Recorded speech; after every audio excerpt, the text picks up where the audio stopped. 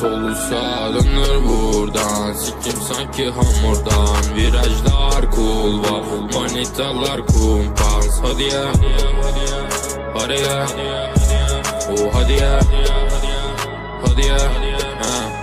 Dışarıdan bakınca tehlikeli, ben değil içimdeki. Kurallar değişti, sesim gelir derinimden. En derin ister, fazlasını ister. Artık ben delireceğim. İstemedim ben,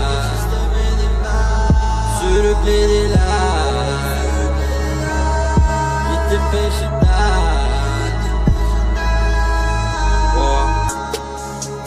Uygunsuz hareket, korkmak olacak, istediğim olacak.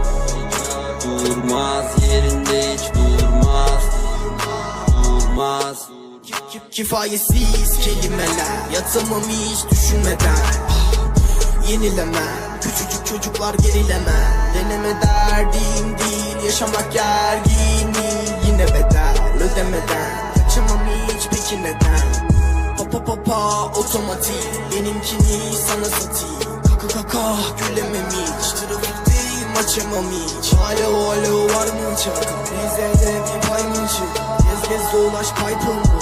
Çek vur bu silah patlar. Artık ben yaşamaktan sıkıldım. Ölmekten mi korkacağım? Yaşamaktan sıkıldım. Sence senden mi korkacağım?